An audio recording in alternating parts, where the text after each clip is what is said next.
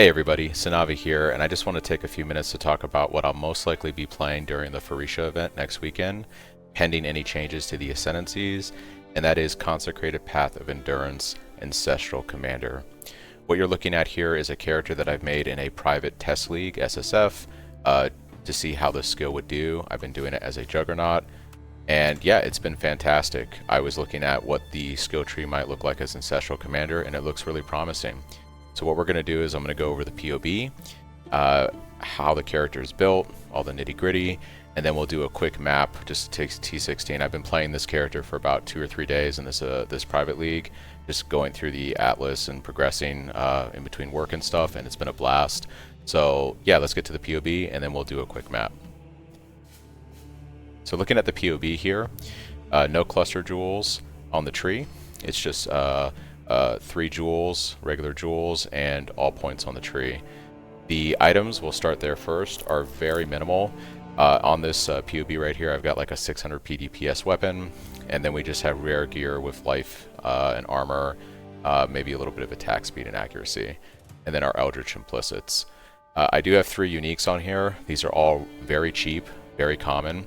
Lion's Roar. Typically I don't like this flask on my Cyclone build, but when you're playing it on a slam build that like 1-shots or 2-shots everything, it's just really nice, extra damage. Perseverance is clutch, very common, unique. It's really good because we're playing a 2-hand build that stuns. We always are going to have Fortification due to this belt, and because we have the Fortification we get the Onslaught, which is a nice damage multiplier. And then Polaric Devastation is a pretty common unique that just drops from Black Star. Shouldn't be hard to pick one of these up over the league start weekend. And then yeah, just some basic flasks. For the skills, we are using Consecrated Path of Endurance on a 6-link. We do have our Infernal Cry set up on a 6-link to buff our damage with auto exertion, so pretty much all of our cries are automated. This isn't a piano skill build. There is one cry that you do manually before a really tough rare or a boss, and that's Battle Mage's Cry. We are going to run Whispers of Doom on our amulet, so we can put 2 curses on our Battle Mage's Cry. And then we have our aura set up. We have Molten Shell with automation. And then I do like having Leap Slam. Even though Consecrated Path is like a pseudo movement ability, it's just nice having the Leap Slam to get around while you're mapping, especially when there's no mobs nearby to teleport to or whatever with the ability. And then for the skill tree, let's kind of go over the Ancestral Commander real quick. So my thought process for leveling this character, I found that doing it on Jug, especially in an SSF environment, it was comfortable swapping to the Consecrated Path of Endurance gem when I was finishing the campaign.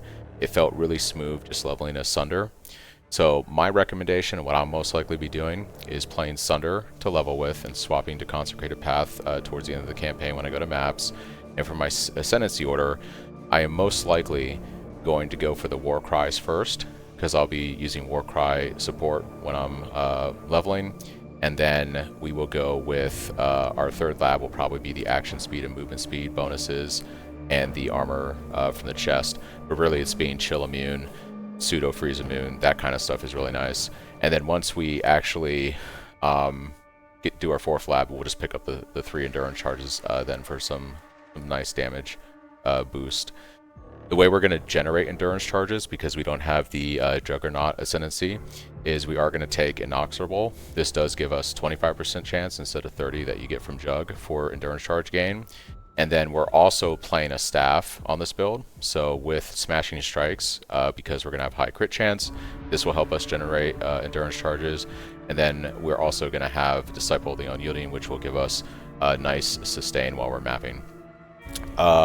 Yeah, and then the rest of the tree is just, you know, all points on the tree, no cluster jewels like I mentioned earlier. To be able to run our auras, because it's going to be tight on the mana, you are going to have to pick up Sovereignty. You're going to have to use a Rune Graft of Treachery in order to get some additional mana reservation.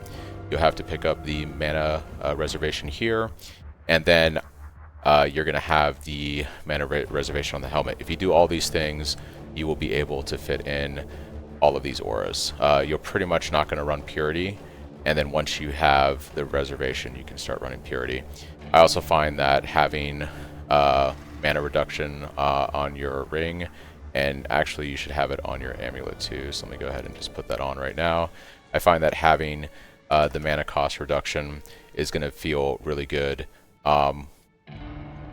Obviously when you're using your slam ability, that brings us down to like 9 mana, and because of all that mana reduction, our movement skill doesn't cost any mana either, so that's really nice. So that's pretty much the character in a nutshell. We're looking at anywhere from 12 to 15 million damage with basically no investment, and some decent tank starting out for getting through mapping and your void stones. So it looks really promising to me. Let's go ahead and just do a map real quick so you can see what the build looks like. I just have a random T16 here, mostly so you guys can see. I've been trying to farm Exarch to get that Peloric ring. And the way this build works is you're just gonna jump around and kill stuff, essentially. Due to the war cries and everything we got going on, it's just like really nice spread on the screen. I gotta be a little bit careful right now when I'm doing Ritual because I have no chaos resistance on this SSF character. I'm particularly weak on this character right now because I have essentially no chaos resistance, and my armor is really low because I have a really bad chest on this character right now. But yeah, decent clear, and oh, there's a trial up there. But mostly I'm just going to try to go to the boss room so you can see what that looks like. Let's pick up this right here. And you can choose to use your Battle Mage Cry like I did there to kill that guy off.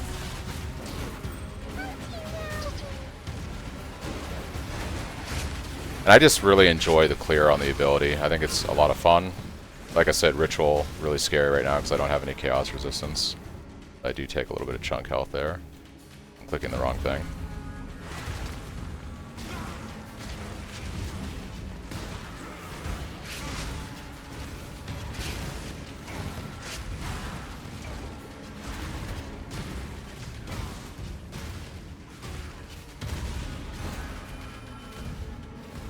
And let's go do boss.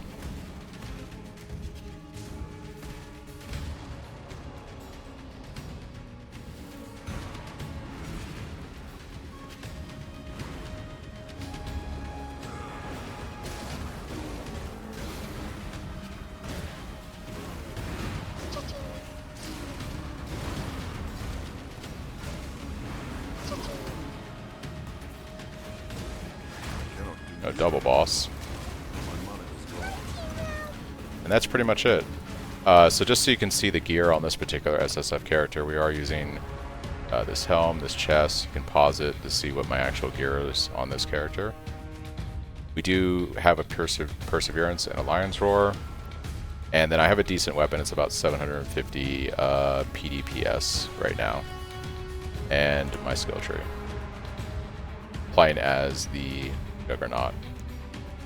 I'll actually put both POBs in the description below so you can see what this character is like as a Juggernaut if you're interested in testing it out this week. And or it's basically the same exact build, you're just swapping the Ascendancies for the Ancestral Commander. So yeah, I think this looks pretty promising. I've had a lot of fun playing this and doing it on stream. Like I said, I've been doing it for about 2.5 days now. I got most of the Atlas done, 2 of my Void Stones, and then I haven't even set up my third. I haven't set up any of my other trees yet on this character to even farm my other 2. I gotta farm like all the boss frags, do Uber Elder and Maven and stuff. So I'm gonna try to do that this weekend, and I'll be streaming. But yeah, I think the build looks pretty strong, especially with the Ancestral Commander variant. And as long as we don't get nerfed with the Ascendancy changes, I think this could be a pretty promising league start in a week. So if you're interested, POBs are in the description, and I'll also be streaming the next 2 or 3 days, just testing this out, finishing up my Void Stones, and just chilling if you guys want to stop by and ask any questions. So thank you for all the support. You guys are amazing, and I will catch you all later.